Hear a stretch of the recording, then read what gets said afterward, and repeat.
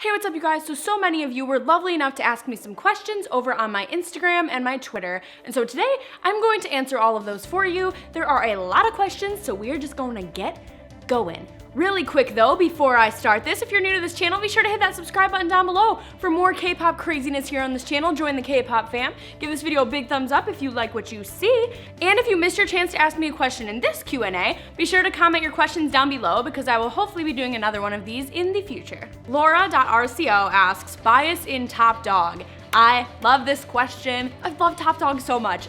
So my bias in Top Dog, this is really hard for me. I kind of have a tie. Am I allowed to have a tie? Because I do. So Biju and Hansel are tied for me.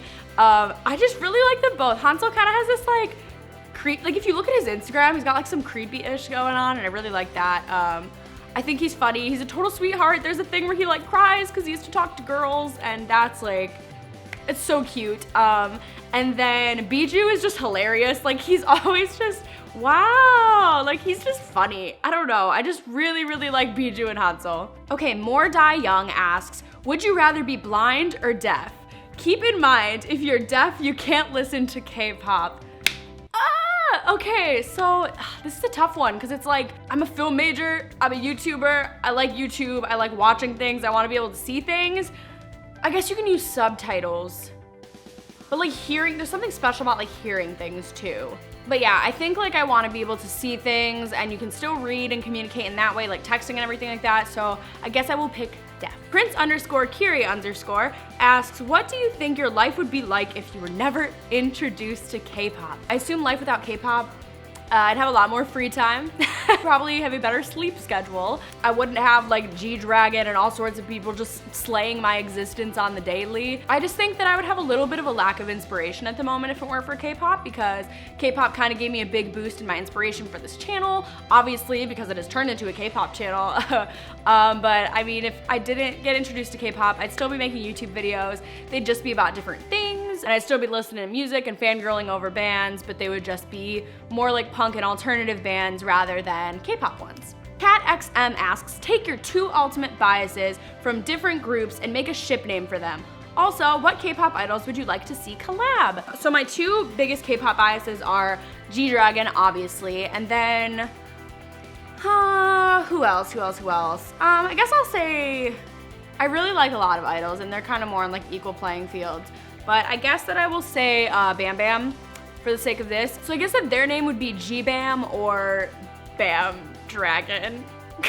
That's awful. Annabay Ash asks, can you pitch your favorite K-pop group to me only using 5 words? Okay, so my favorite group is Big Bang. So I will say, you know what? The most important 5 words that you need for Big Bang are G-Dragon, Seungri, t.o.p, Daesung, and Taeyong. Those 5 names are enough. Jared Coons asks, what do you think of the universe?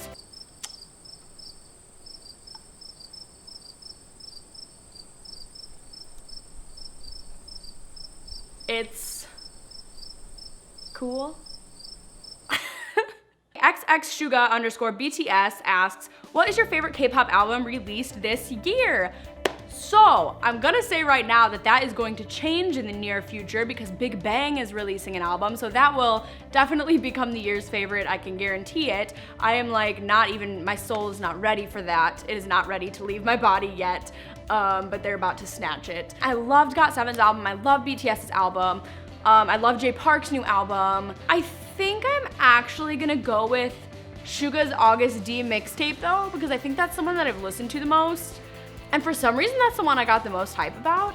Not that I don't like love GOT7 and BTS too, and I mean like I love them equally, honestly, but like, I don't know, just something about August D, I was just so happy for him, like doing his own thing, and like I just could really feel how hard he worked on it and how much heart and soul he put into it. So I guess my favorite album of this year so far is August D, the mixtape. And I think you will probably like that answer because your picture and name are with Suga in it, so there you go. Brittany asks, if K-pop didn't exist anymore, what would you do?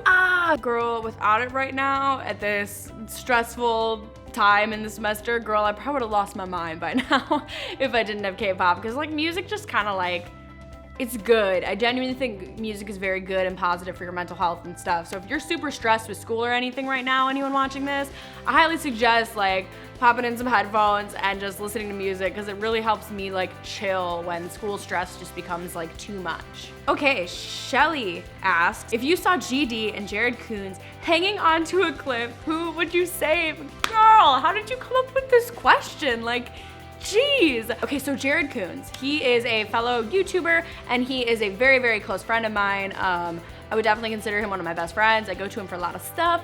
And yeah, Jared Coons is great. I love him. And G-Dragon, I freaking love G-Dragon too. I mean, like, I'm wearing his clothes on my body right now. I mean, not his clothes, but clothes he designed. And obviously I love him a lot too, and he's given me a lot of inspiration. And it's freaking G-Dragon, but it's also freaking Jared Coons. Like, honestly, even if it was like a stranger with Jared Coons or a stranger with G-Dragon, it's still hard to choose, because it's like you wouldn't want anybody to fall off the cliff, you know what I mean? I'm gonna give a cheapo answer, and I would literally just save them both if I could. I'm gonna grab on and I'm gonna just fall back and hope that I can just fling them both up with me. Cherry LaPush asks, what is your dream career? So my dream career is to actually work in music video production. I would love if that were in K-pop music production, or like kind of like punk, like Fall Out Boy, like alternative Panic at the Disco type people. Cows Are Us, Namjoon Is Mine asks, what happened when you auditioned when you sang Eyes, Nose, Lips? So with that was for Soompi's Rising Legends competition. I did not get past the first round, which is fine. So many talented people auditioned, and I was really just doing it for fun. I didn't expect anything out of it, and it was just a good experience. I sang in Korean, which is something I've always been nervous to do, and I'm really proud of how it came out. And they also ask, if you could go and buy a new wardrobe right now, what would the style be? So I've been very inspired by like G-Dragon style right now. Obviously wearing G-Dragon clothes at the moment. It would probably have like a very Korean street style influence to it if I redid my wardrobe. A very G-Dragon K-pop idol type style. I'm really into that lately because K-pop's taking over my life. Okay, so Weird Kathy asks, do you like EXO? And if so, can you tell us your bias? I do like EXO.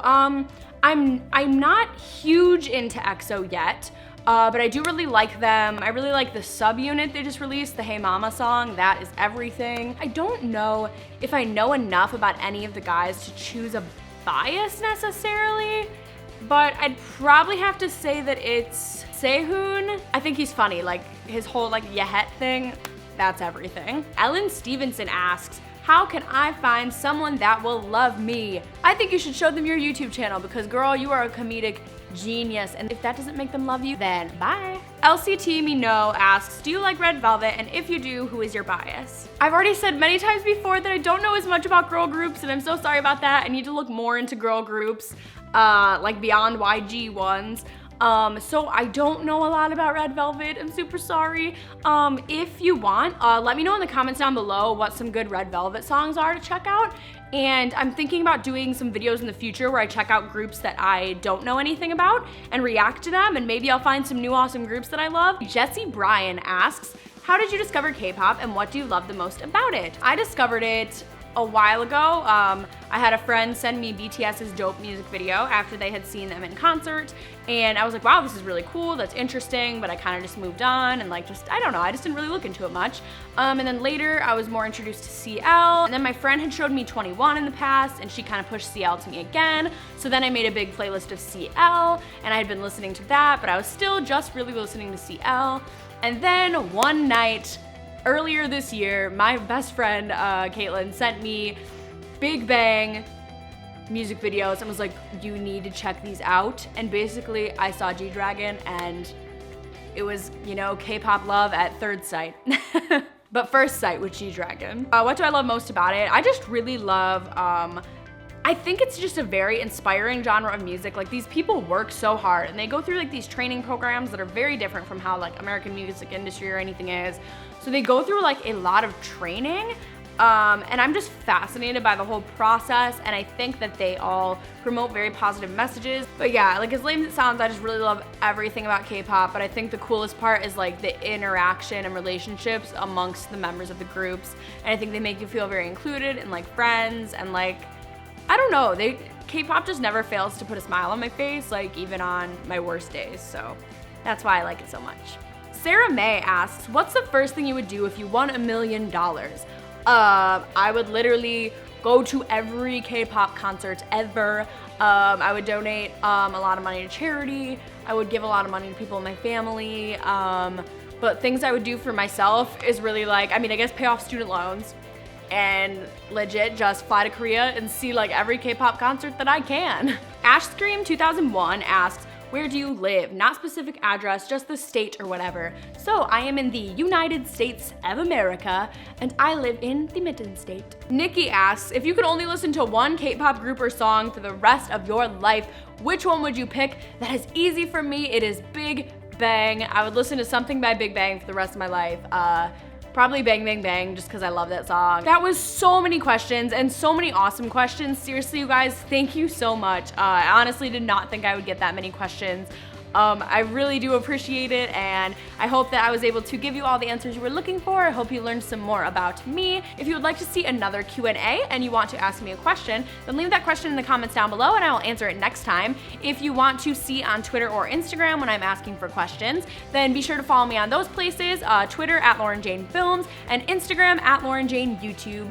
I post pretty frequently at both of those places, so be sure to check those out. Give this video a big thumbs up if you liked what you saw. If you haven't done it already, be sure to hit that subscribe button down below and join this little K-pop fam we've got going on here, and I will catch you guys later. Bye!